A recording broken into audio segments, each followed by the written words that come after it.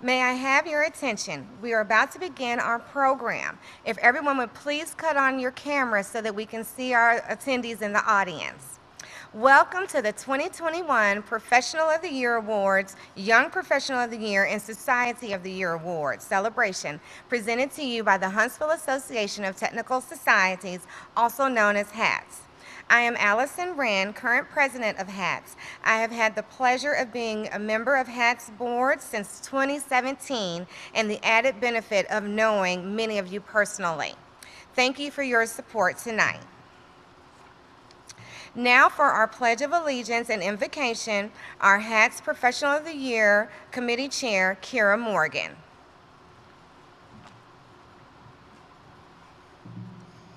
Please stand for the Pledge of Allegiance and our invocation.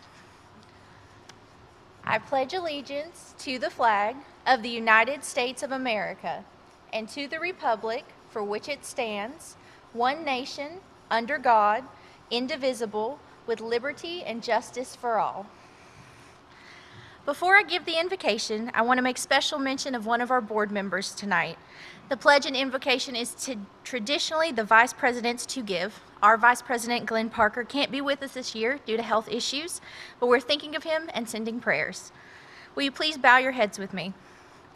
Let us pray silently together, each one of us according to our individual beliefs. Let us offer thanks for our friends, family, and the blessings of fellowship around us. Let us be a source of hope for those in need and contentment for those who are lonely. Let us pray for the health of those we love and those who are yet strangers to us. Let the feelings of love and kindness always be reflected in our actions. We pray that it is so. Thank you, Kira. HATS member organizations and guests, we are pleased to have you here with us as we honor your Professionals of the Year. I extend a very special welcome to those honorees who are representing their professional societies and associations, their guests, and their colleagues. You are our finest professionals and deserve to be very proud of your accomplishments. Our theme of this year's Professional of the Year Awards is Beyond the Horizon. This year's event is focused on honoring our member society accomplishments and successes as the members of these technical societies fuel the flame and with new creative ideas and mentor others to carry the flame into the future of the Huntsville technology. Ladies and gentlemen, I introduce this year's Professional of the Year Committee Chair, Kira Morgan, once again. She will lead the recognition of our sponsors and the HATS Planning Committee. Thank you. Thank you, Allison. First, I recognize and thank our 2021 sponsors for helping make this evening a special one. Our sponsors tonight are, our platinum sponsor is Teledyne Brown Engineering. Our silver sponsor is ISSAC. Our bronze sponsors are Redstone Federal Credit Union, InLogic, and General Atomics. And our host sponsor this evening is Torch Technologies. Before I begin the recognition of our participating societies, I will recognize the 2021 HATS board members that helped me with tonight's event. Special mention to Allison Wren, our HATS president, Allison Cash, our treasurer, Eric Francois, board member, Ron Hackett, HATS Communications, Mike Feltman, board member, Lorraine Harrell, board member, and Mary Sevo, board member. You all stepped up to support the event. I really appreciate everyone's effort, and I personally thank each and every one of you for volunteering your support and time for this event. Without each of you, this event would not be the success it is going to be tonight. Everyone, please join me in a round of applause as we thank our planning committee for their untiring support and dedication to HATS and making this event a success.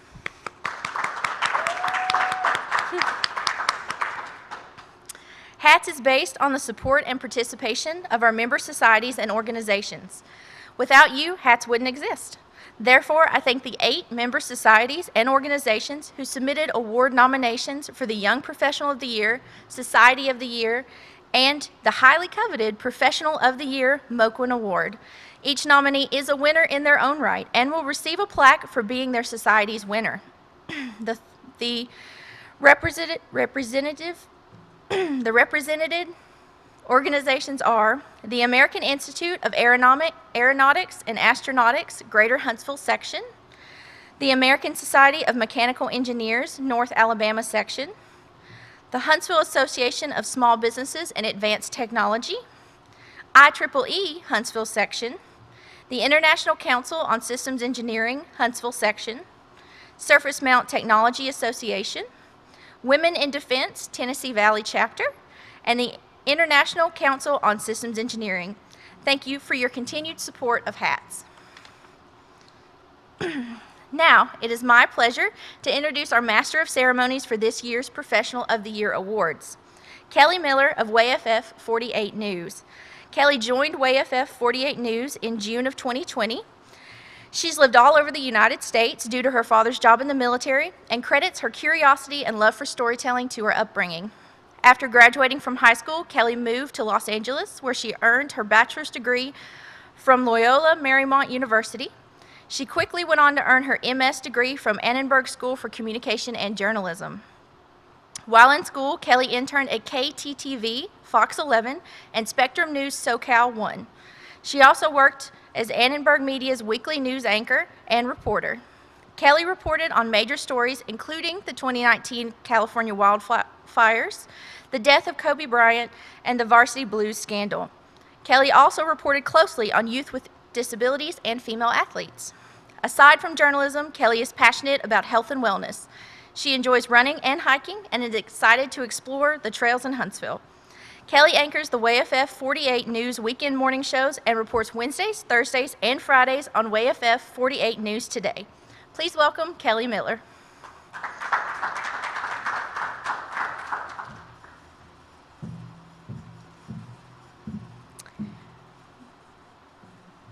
Well, thank you very much, everyone. Thank you for having me. Thank you, Kira, for that introduction. Ladies and gentlemen, let me also welcome you to this year's HATS Professional of the Year Award celebration. Now, I will say I work the early morning shift. I have been up since about 2 a.m. today, but I am so honored to be here in this room surrounded by bright, curious men and women. And I'm hopefully able to recognize some amazing individuals tonight as well. So now let me take just a moment to talk about Huntsville Association of Technical Societies, better known as HATS. HATS serves its member organizations of technical societies and professional associations. It was established in 1969, the same year Neil Armstrong walked on the moon. HATS strives to serve its member organizations by providing the linkage between organizations to do things better together than they can separately. HATS is here to help your organizations better serve your membership and work together to better serve the community. Tonight is a very special night. Each year, our technical community sets aside one night for honoring individuals that have made great contributions in their chosen fields that have made our lives better through their actions. Each year, HATS conducts this Professional of the Year Award celebration to provide a forum for each member professional or technical society to publicly recognize its own Professional of the Year. Tonight, we ignite, and our honorees take us beyond the horizon through their influence and leadership in the Huntsville community at large. The HATS Young Professional of the Year Award strives to promote the accomplishments of outstanding young professionals who impact our community through their substantial contributions and achievements. This award is designed to recognize the young and talented members of our community, aged 35 and under, who are inspiring those around us daily and will surely be the future leaders in our community. All of tonight's honorees deserve to be very proud of their accomplishments. We are grateful for their service to their profession and to our community. Each HATS organization was asked to provide information on their Young Professional of the Year. Let us recognize and honor this year's selection of Young Professionals of the Year from each of these societies, and I will read a summary of what was submitted to the committee. As I call your name, please wave at the camera so we can all see you and congratulate you. The American Society of Mechanical Engineers Young Professional of the Year is Martavia Lucius. While Martavia has received recognition and honors for her superior and critical work, ensuring the safety and continued excellence of the United States via her outstanding work at the Missile Defense Agency, it is her humble, long-standing, and continuous efforts to diversify the engineering workforce and build the future STEM pipeline that are equally as impactful on the continued STEM superiority of the U.S. and are most deserving of recognition. The IEEE Young Professional of the Year is Laura Romanchik. A recent employee at GTRI, Laura has garnered a reputation for technical excellence and leadership in both her sponsored work and her community involvement as a STED-trained committee member, IEEE senior member, IEEE Huntsville Chapter Computer Society Chair, and various other STEM outreach initiatives spanning her Huntsville career. The Young Professional of the Year is sponsored by Torch Technologies. Hats and Torch recognize outstanding accomplishments to ignite and launch the younger generation beyond the horizon. Bill Rourke, Senior Vice President of Torch Technologies, will assist with this award presentation. All right, it's my honor tonight to get to introduce the Young Professional of the Year. It's quite an accomplishment to be even nominated for this award, and for all the nominees, I would encourage you to keep doing what you're doing. You're obviously doing something right. For the Young Professional of the Year award, the requirements are that you have to be a member of HAZBAT and 35 years or younger to qualify for the Young Person of the Year award. You've got to have demonstrated excellence in your professional area, technical, managerial, or in the community and work activities, and you also have to be exemplified in your workplace, and you've got to stand out as a true professional in the organization in which you participate, and or in the volunteer efforts of the community. I know many of our nominees here exhibit these qualities beyond reproach. You must have exhibited an extraordinary dedication or creativity in leadership and work activities that result in excellent contributions to the technical and economic development of the city of Huntsville and the surrounding areas. Exemplifying, and I like this, passing the torch, activities such as education, mentorship, training, and STEM initiatives, etc. You've got to exemplify the dedication and importance of our young professional demographic back to the community. You know, one of the things that I think is really important on this generation is that they've been dedicated to the community and to others more so than I think my generation was.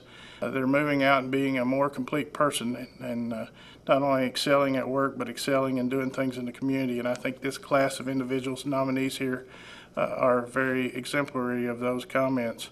It's just an outstanding class this year, and you should consider it an honor to have been nominated. This makes winning this award so much tougher and more prestigious. You should be proud. This year's winner, I've had the chance to look over some of the accomplishments, and it is no exception, just an outstanding young individual, and it is Miss Martavia Lucius. Congratulations to you, and we wish you the best in this upcoming year, and you wear this badge of honor very proudly.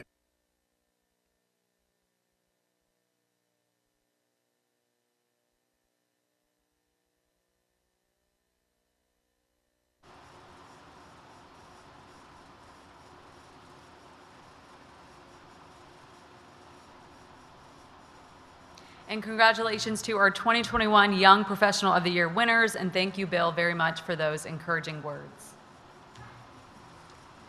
It's just a small correction to Bill's video. In order to be nominated, you only have to be a member of one of the organizational societies of HATS, not of HAZBAT specifically. Congratulations, Martavia. Well, now it is time to present the Society of the Year Award. All of our HATS member organizations are nonprofits. The Society of the Year is selected by an independent committee. HATS is looking for a member organization that has demonstrated excellence in some technical or managerial professional work or activity that is concerned with broad and beneficial technical, scientific, social, or economic consequences. They look for excellence that has been exemplified within the community. Other criteria for this award include an extraordinary dedication, creativity, or leadership. Or leadership in work or activity that results in excellent contributions to the technical and economic development of the city of Huntsville and the surrounding areas. The Hat Society of the Year stands out as one who has risen above their peers by providing exemplary leadership to the North Alabama technical community. This involvement and leadership shall have been long-standing with commitment and consistency. This year, there are 5 nominees for Society of the Year. Members of these organizations, please stand as your society is called. The nominees are American Institute of Aeronautics and Astronautics, American Society of Mechanical Engineers, there we go, American Society of Mechanical Engineers, North Alabama Section, IEEE Huntsville Section, Huntsville Association of Small Business and Advanced Technology, Surface Mount Technology Association. And the winner of this year's Society of the Year Award is the Huntsville Association of Small Businesses and Advanced Technology.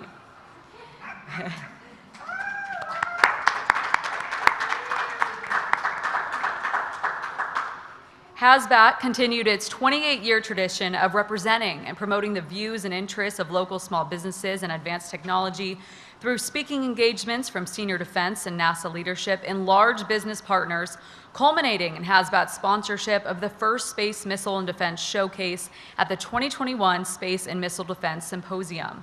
Congratulations to the members of HASBAT. Allison Wren, the president of HASBAT, is with us tonight, of course, and we would like to give her a moment to say a few words. Thank you so much, everyone. I am super excited. This was totally unexpected. Again, just thank you. I couldn't do it without our board. Thank you for our Awards and Scholarship Committee for putting this on, Gerald King, Gayla Sudarth, as well as Steve Wilhelm. Thank you all so much. Thank you.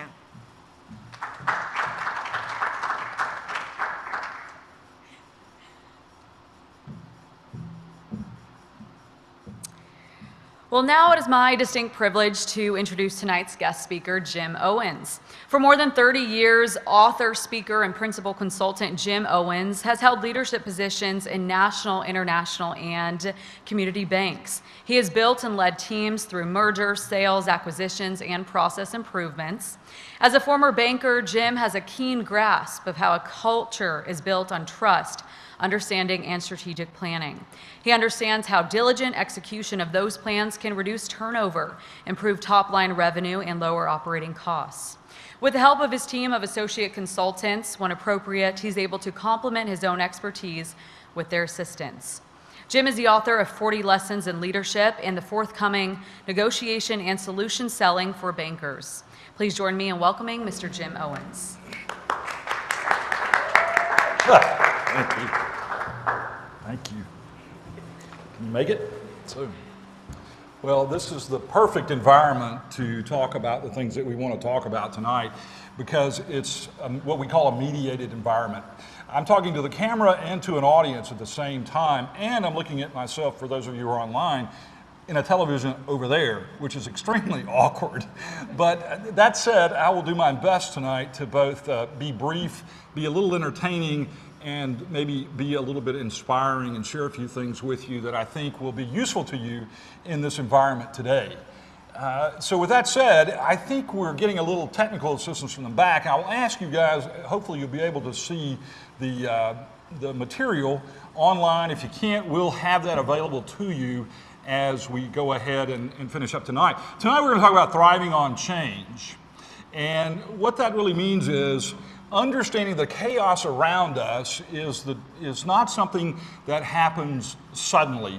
It is the culmination of a number of things, whether it's in our individual lives, one of which in my case is the fact that I was thankful I could find a pair of pants that fit today in a suit because I put on so much weight gradually over the last year or so. And it's difficult to recognize the change because it's happening slowly but consistently and surely. And even tonight we're seeing things because we're doing this online and because we're doing it with a live audience this is the first time I've ever done it. It's also the first time that my bio has been absolutely read to a word the way that it's supposed to be, and I've been doing it for probably 25 years now, and it's never happened like that. So I'm grateful for the fact that bio was done well. My mother is watching online, so she'll be happy to know that that's the case. So we're going to talk about this issue of change. We're going to try to answer 2 or 3 questions, which is what's leadership, what is communication, and what is teamwork? But with that said, I want to set the stage with you a little bit right now about what goes on or what's been happening in our world around us lately. So we'll look at the first slide. It's in regard to the impact of the coronavirus. Now what's remarkable is however it got here, it has markedly changed the way we lead, communicate, and work with teams. Many of you are in technical organizations. You may be used to managing and leading remote teams, but the pace of this picked up dramatically in the spring a year ago from the spring. I was on an airplane coming back from San Francisco. Actually, I was flying to San Francisco. And we were all on a plane. We didn't quite know what was happening yet with the coronavirus. We didn't have to wear masks at that point, and the gentleman in the seat next to me sneezed. He sneezed without covering his mouth, without, using his elbow to cover his sneeze. He sneezed into the aisle, and for a moment I thought 200 people were going to grab the man and throw him off the plane, because you could feel the group seize up, the anxiety about whether or not this individual, who had no clue what was going on around him because he had his earphones in, he was completely engaged in what was going on and probably had no concern. So this has changed us dramatically, the acceleration of that speed of change that was already going on in our world. We were seeing more remote work. We were seeing people look for more flexibility in their jobs, more flexibility and ability to act autonomously within their organizations and with their professions. And this demand is new from a generational perspective. Me, as a very young baby boomer, I'd like to point out that I'm still only 60, that when I came into the workforce, the expectation of flexibility and autonomy and something that was, quote, meaningful work, which is very important to all of us now, really wasn't something I expected. I expected to, well, really everything was what was expected of me. Show up on time, work late, take your paycheck, be glad you have a job. And I don't mean to sound like the old man on the front porch with his cane, shaking it at the world saying, get off my lawn. But it is different now, and I think appropriately so, because raising a family now, I think people recognize that that's a very critical part of our culture and our society, and whether it's men or women or whatever your situation is, you want to be engaged with your children, and you should be. And so that's an exciting thing about the change that's going on. We've seen changes in communication processes because we're now in these mediated environments. A mediated environment is nothing more than something like a telephone, right, where we don't see each other at the same time. Some of you are in the mediated environment, some of you are here, we can make eye contact, I can see if you're ignoring me, I can't tell if you people are all asleep, or if you're playing something on your phone, which would probably be a better use of your time on occasion. So all this has happened very rapidly, and this mediated environment is a unique thing for us to have to communicate in. It's very interesting for me as a speaker. I've done this a number of times sitting in an office, but never before in front of a camera, online, live, the way this one is. So hopefully that's working out well. But it's accelerated all that, and we are now in what's called an asynchronous communication environment. As a communication theorist and a student, one of the things that I've learned is that it's something that I talk, then you talk. I talk, then you talk. We have to take turns in these mediated environments. Instead of being able to have the give and take of impromptu dialogue and things of that nature that we get just around the water cooler. Tonight, when I walked into the building here at Torch, and by the way, thank you to Bill Rourke and to everyone here at Torch for hosting us, I saw the sign that said, "A mask required to enter." Well, I happened to be in my mother's car and I don't have a mask. And I was really hesitant to walk in because I didn't know what the environment was going to be like. Usually I'm out mingling with the crowd, spending time beforehand, trying to get to know people better so that it becomes a more meaningful experience for them and for me. But that wasn't available to me tonight. So in these environments, we've had to learn how to negotiate new things. There's an incredible amount of uncertainty in the world today and in our workforce. In your environments, many of you work in you all work in technical industries, but with some of the new things that are politically sensitive about vaccines and things of that nature, it's having a huge impact in the culture of the world today. So these things have been breeding, if you will, for many, many years, and now they're coming to impact us in our daily lives. And so the people who really are able to understand change like this before it happens, looking at it, I don't think anyone could have anticipated the coronavirus problem, save maybe a few people who had said something's going to happen. It's been 100 years since we've had a major pandemic, but if we look back far enough in history, we know what happened in 1917. These things come around, they leave. Hopefully we have not been directly affected by it, but I've seen a ton of life changes as a result of it. So when we're working in these asynchronous environments, in this high stress environment, it changes the dynamic between how we get along and how we get to know one another. How many of you, just answer the question to yourself if you're watching this virtually, but here by show of hands, when you came back into the workplace, how many of you the first time after, I guess we'll call it the lockdown, right, where the stay-at-home orders were in place, how many of you felt a little awkward the first time you were around people or got on an airplane? Now, you can raise your hand, it's okay, that's right. Now, I mean, I feel awkward all the time, right? But it, like, even when I saw my friends for the first time, we were typically, you know, throw our arms around each other, hug each other, and enjoy one another's company. And, you know, this time it was like, we didn't really know what to do, even with our closest relationships. The only person, the thing that has not changed in my relationship is my dog. So my dog still wants to be petted, still greets me like I'm her best friend, and you know, that's the only place I've been able to go into the animal kingdom and see that things are not different. So with that said, let's answer this question about what is leadership, which is on the next slide. I'm sorry, what is communication? Forgive me. So everybody has a definition of communication. Mine's really simple. It's called shared meaning. That what I say is what you understand. And if you have ever been in a relationship with a significant other, you have probably heard or made this statement: that's not what I meant.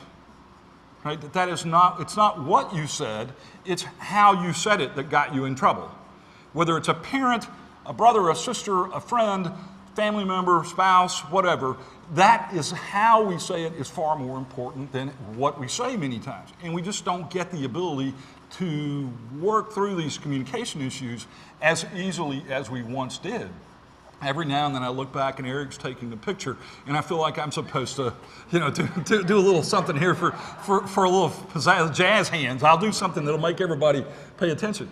So what you should know about this communication issue is there's a theorist many, many years ago, probably 70 years ago, named Irving Goffman, who wrote this paper called The Presentation of Self in Everyday Life.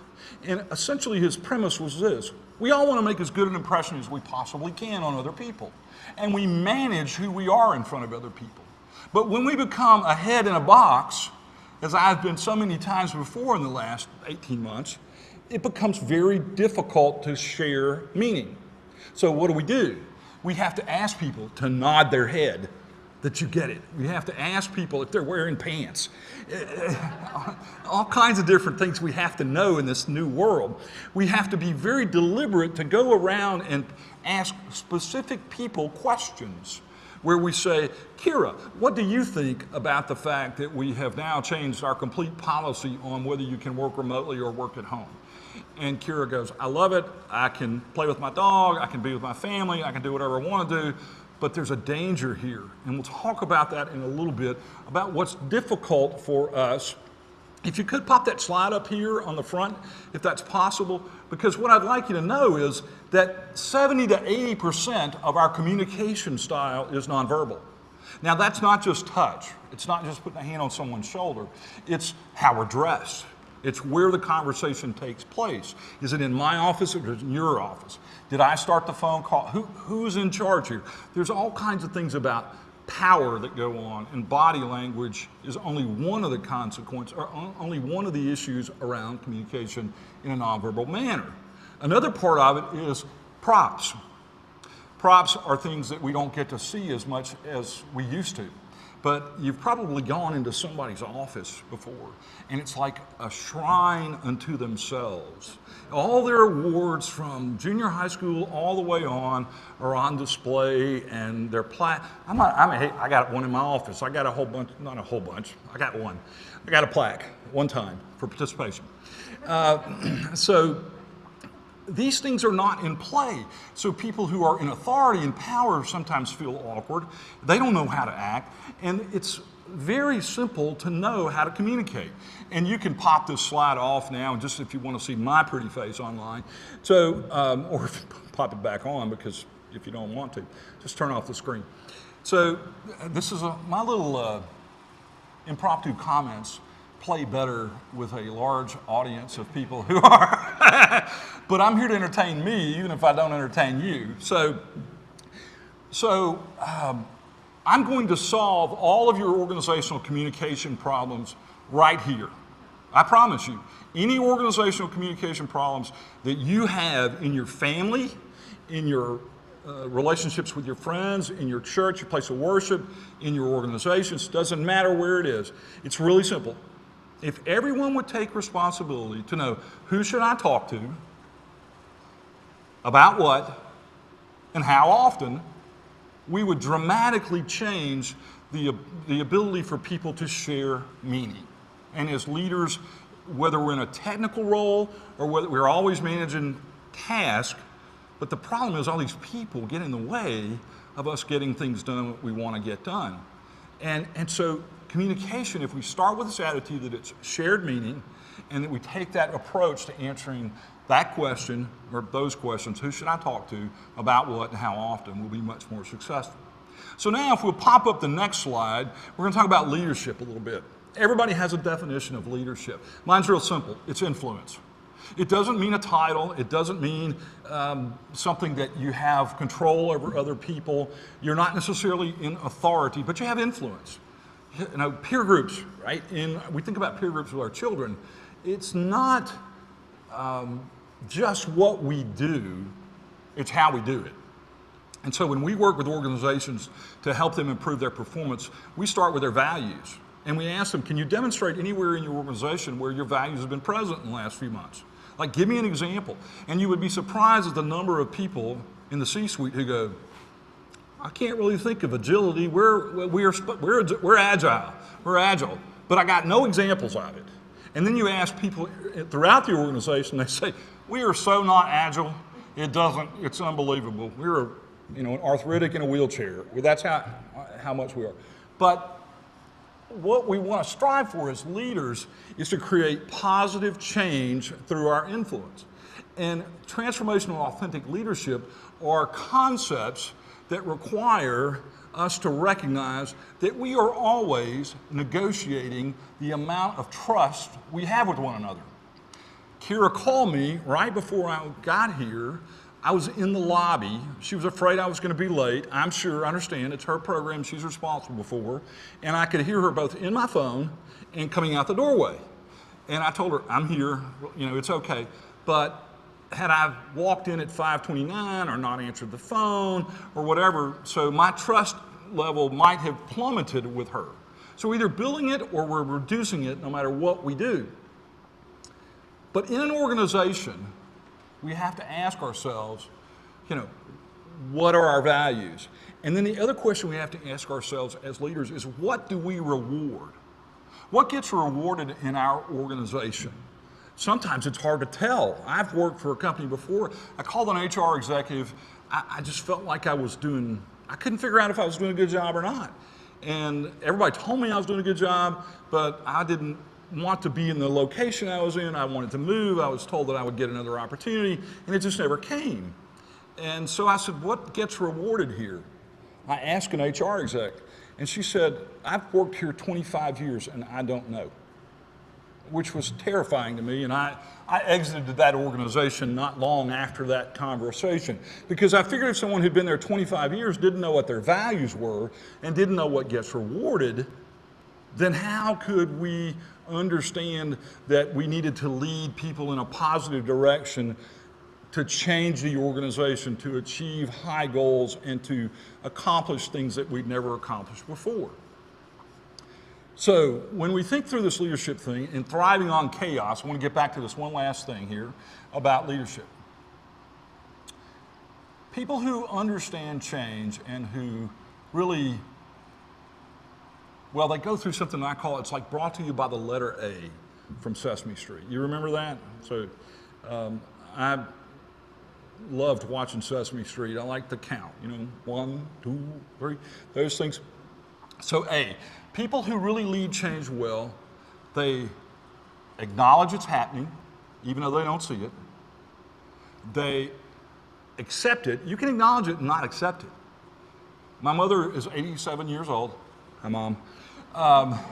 And we're moving here now. And she's moving up here with me. Not in with me, because there'd be a murder-suicide. And I would be the victim, I promise you. So she knows that things have changed, but she hasn't really accepted it. And I understand that.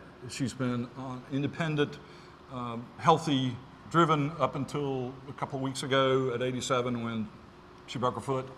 And now thinks she can drive in a boot. Can't do that, Mom. So they acknowledge, they accept, then they adapt. They're willing to make change. They're willing to realize that what got me here won't keep me here. And this is true in your personal lives just as it's true in your organizations. So our guy running sound and the boards and everything back here, like 20 years ago, this didn't happen, right? And if he knew how to run sound back then, streaming a virtual event might not have been possible. Of course, you're only 8, so that would have been an excuse for it. So they acknowledge it, they accept it, they adapt to it, and when they're getting good at it, they anticipate it. They anticipate what's ahead because they step back and they think. It's the hardest thing to do is find time to think because we're so busy doing. We become human doings in so many ways and not human beings. So we do these things, and then the last thing that if we really get good at change is we accelerate it. Guys like Ted Turner with CNN, when they said that we're going to do a 24-hour news broadcast, people scoffed. They said it was crazy. When people came up with ideas in the early, I guess it was how old am I? In the 90s during the tech boom. I was in my 40s, so that would have been 2000s. I'm sorry. When you get my age, you forget things. So coming up with all kinds of ideas, and organizations who came up and started as one thing pivoted to another because the technology led them in a different direction. But they were still able to anticipate things and accelerate it by creating not just new technical toys, if you will, but innovation is about process in our organization, just how we do things. That's what leadership is. So let's go on and look at this last slide about teamwork, and I'll begin to wrap up some things. Teamwork's really easy. It's mutual accountability. It shouldn't be top-driven. If it is, your organization's missing out on some things. Because me, when I was a CEO of a bank, or in any kind of leadership role, I didn't want to have to manage every person every day of the week. I didn't want to have to hold them accountable. I wanted people jointly to hold one another accountable. If I had somebody who was doing really great in a sales role, I wanted other people to challenge him or her. If I had somebody who was really doing great in a very technical financial role, I would ask them to try and challenge one another to think new ways through to do things. But you can't do that without trust. If you're afraid that if you're not psychologically safe, which is something I talk to clients about every week, every day almost. I did it 3 times today. In an organization we're working in, there's a lack of psychological safety, which means people can't take the risk of saying, well, that's a stupid idea. Well, that's not really how you want to do it. But want to say, I'm really not sure that's the right direction for us. Why are we going this way? Can you explain to me why we do it like this? And can you explain to me why we can't possibly think about doing it this way? When people can do that without fear of retribution, collaboration and innovation just go straight off the charts. And people, now I know in your industries, so I wanted to be a mechanical engineer. I really did. There was one problem with that. You had to be good at math. And I can't do math. I don't do science. I have a BA in political science. I want philosophical questions. I don't need to have to do calculus. You wouldn't want to fly in a plane that I designed, okay? So I wouldn't want to fly in a plane I designed. But that's when collaboration and innovation really germinate, when people are collectively holding one another accountable to a very high level of expectation. And when you screw up, what's the best thing you can do? You say, I screwed up. But that's not always safe in our organizations because leaders don't make it safe, because we don't know what people value, and we don't understand that that's what drives innovation and collaboration. Finally, teamwork is really this. It's we, not me. And I use the example of two people who make it. By the way, this suit, the last time I wore this suit, I was officiating a wedding. So if any of you would like to get married tonight, I have the credentials to do it. If any of you would like to be buried tonight, I have the credentials to do it. I shouldn't have chased that rabbit. But at any rate, so when we really want to create that sense of teamwork, it's about we and not me. So when you get in a relationship that you commit to, one of the things you give up is the ability to make me decisions. If you're really committed to it, you're going to make we decisions for the rest of your life, if that's the kind of commitment you've made. And if you can't make that kind of commitment, don't get married. Don't make that kind of commitment in any other form. And so if we can think we, instead of using the word I more often, we're going to be much more successful. So what should we do as leaders? It's the final slide. What are the things that we have to do? Well, first of all, we have to realize that the change is out there and we have to be very deliberate about dealing with it. We can't take it for granted. We can't take for chance. And so I'll go back to my weight as an issue. I've taken things for granted that I can keep eating a stalk after stalk after stalk of Chips Ahoy cookies, which are what I call a single-size serving, right? So, and I'm getting a nod in the back, right?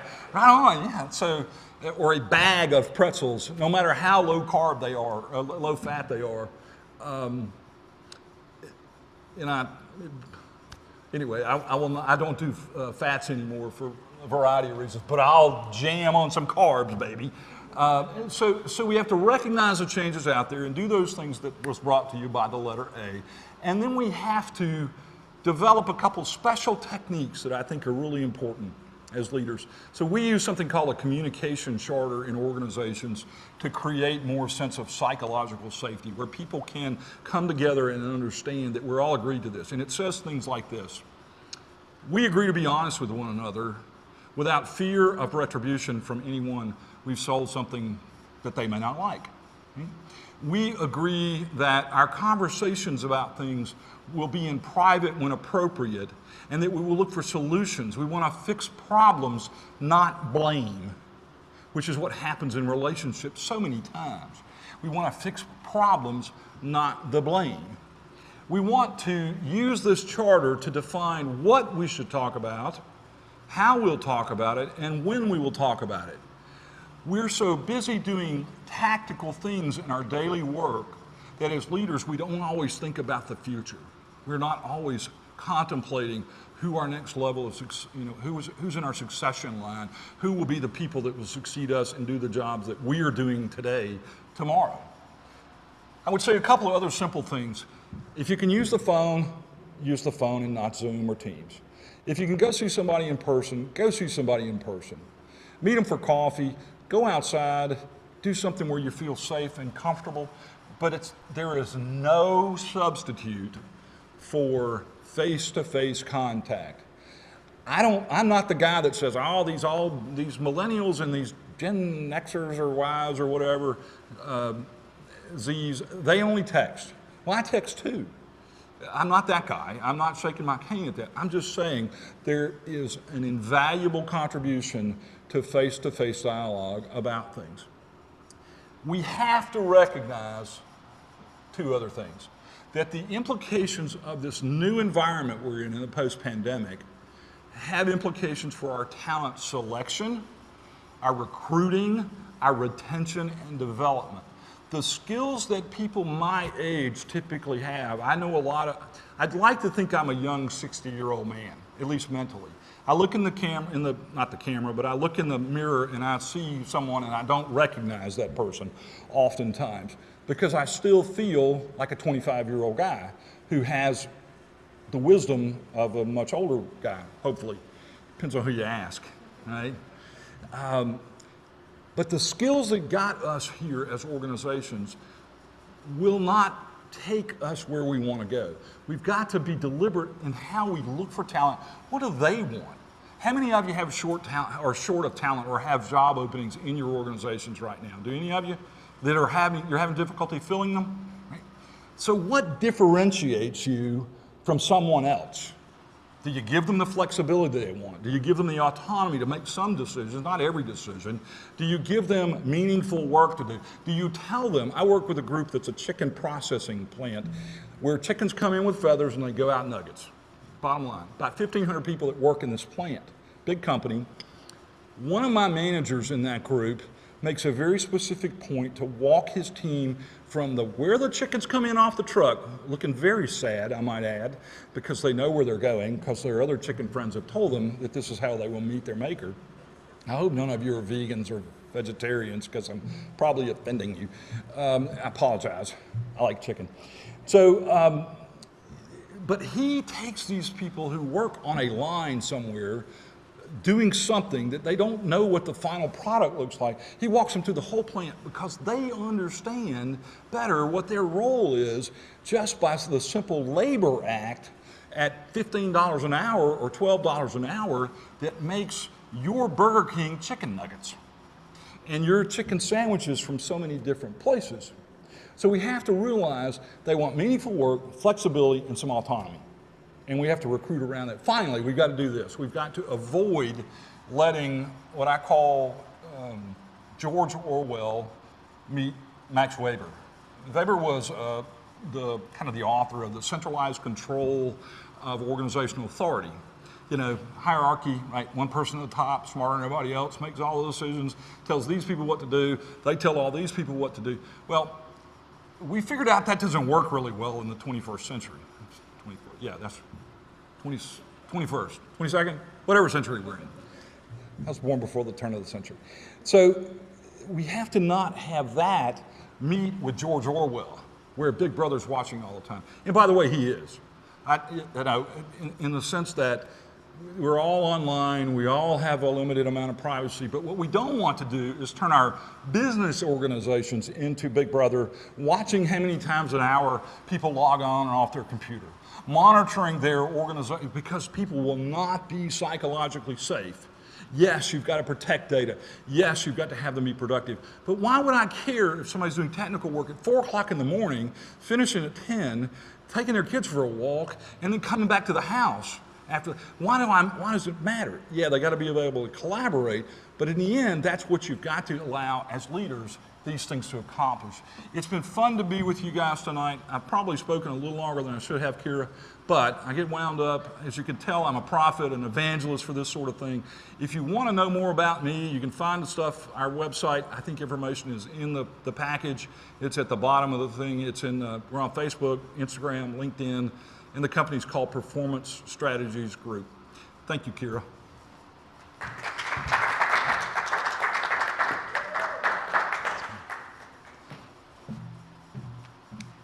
Well, thank you very much, Mr. Owen. That was wonderful, very inspiring, made me laugh a little bit, and we do have a gift for you to say thank you for taking the time to share with us today.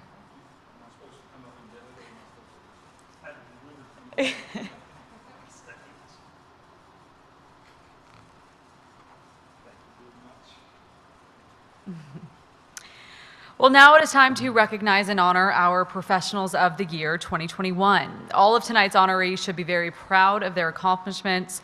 We are grateful for their service to their profession and to our community. Each organization was asked to provide information on how their candidate is going above and beyond in their society, industry, and community. As I call their names, I will read these statements, and the awardees will make themselves known to us on screen. The American Institute of Aeronautics and Astronautics Professional of the Year is John A. Blevins. John Blevins, the Space Launch Systems Chief Engineer, has resolved integration and debris issues, guided the vehicle core stage through successful green run testing at the Stennis Space Center, led the engineering support team through launch simulations, and shepherded the vehicle through integration at the Kennedy Space Center. The ASME, or American Society of Mechanical Engineers, Professional of the Year is Jennifer S. Cooper.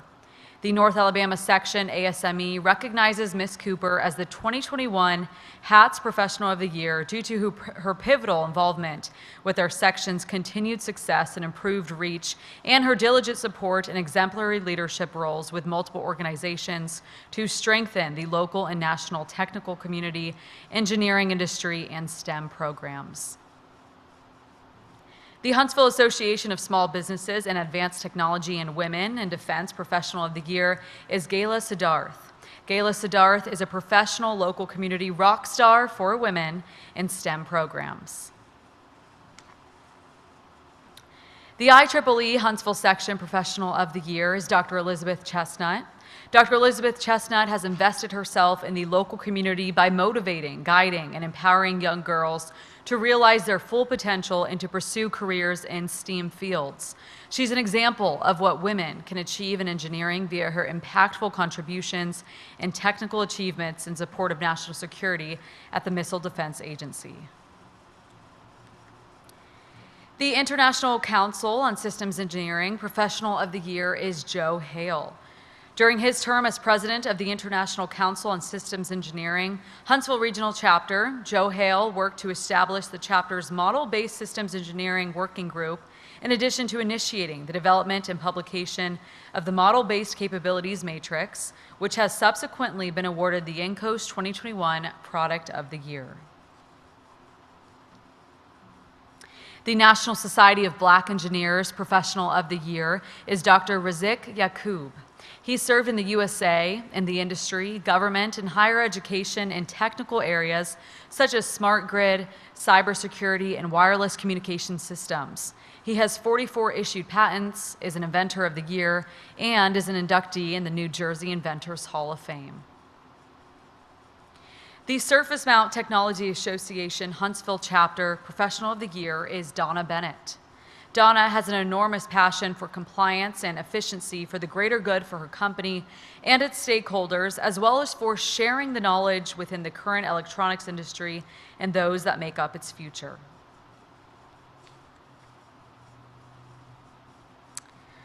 Well, now in honor of Joseph C. Moquin, HATS presents an annual award to an individual who has made an extraordinary contributions to the North Alabama technical community. The recipient is selected from among the Society Professional of the Year recipients. The Joseph C. Moquin Professional of the Year Award is sponsored by Teledyne Brown Engineering. HATS and Teledyne recognize brilliant leadership to fuel the flame and guide the younger generation beyond the horizon. Reggie Spivey, Vice President of Space Systems at Teledyne Brown Engineering, will assist with this award presentation. Good afternoon. I'm Reggie Spivey, the Vice President of Space Systems at Teledyne Brown Engineering, and I have the honor of presenting today's award. Our company is proud to be a sponsor of this event, especially due to our long-standing ties to Mr. Moquin. Joseph C. Moquin had a vision for leadership and progress. Mr. Moquin was a native of Middleborough, Massachusetts, and he moved to Huntsville in 1956 to work for the Army Ballistic Missile Agency. Milton Cummings was then president of Brown Engineering, recruited Mr. Moquin to the young company as an executive vice president of what came to be Teledyne Brown Engineering in 1967. As you know, Mr. Moquin was instrumental in the vision and planning for our community and the driving force behind an effort to establish a first-class research park in the cotton fields of western Huntsville. That park now hosts many high-technology companies and is widely considered a model of modern research and development. Teledyne Brown Engineering, one of the park's initial tenants, has continued to expand its footprint as the company grows, adding numerous facilities and capabilities within Cummings Research Park. It is fitting that the HATS Professional of the Year Award be named after Mr. Moquin. This award goes to someone who has exhibited exemplary dedication to leadership in their work activity that results in excellent contributions to the technical and economic development of the city of Huntsville and the surrounding area. The winner must be someone who stands out above their peers by providing exemplary leadership in the North Alabama technical community. This leadership must be long-standing with commitment and consistency. This year's winner is a prolific inventor who has been granted 15 U.S. patents and has additional 16 patent applications pending. For the last few years, she has served as the technical advisor for the Missile Defense Agency Ground Sensors Directorate Chief Engineer and has now been named the top technical advisor for the entire MDA Ground Sensors Directorate. She was also selected as the Missile Defense Agency Engineering Contractor of the Year, which is one of the very few awards conferred to non-government employees at MDA. Our recipient is an IEEE senior member with more than 20 years of volunteering in multiple capacities, from Student Branch President, Joint Chapter Chair for the Communications and Aerospace and Electronic Systems Society, Section Executive Committee member at large, and has been a speaker on GPS technologies and wireless communications topics. She has also volunteered with the Society for Women Engineers, nature centers, and one-to-one mentoring for women engineers at early career stages. For the last 4 years, she has been very active with the Girl Scouts Troop 10660 as troop camper and cadet leader, leading and teaching girls in how to enjoy STEAM and outdoor activities. Tonight, I am honored to present the Professional of the Year 2021 to Dr. Elizabeth Chestnut. Congratulations, Elizabeth, and thank you for your contributions to the Huntsville technical community and to all the previous winners of the Joseph Moquin Award and your contributions to our technical community. Thank you very much.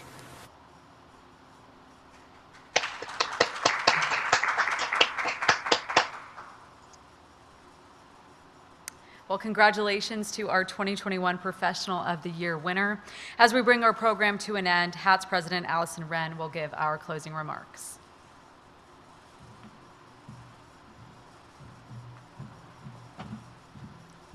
Thank you so much, Kelly and Karen, for putting on this program. To complete our program, I just want to thank everyone for attending today. And I want to thank all of our YPOY, our POY, and our Society of the Year Award winners as well. Again, this has been a HATS 2021 celebration of our awards.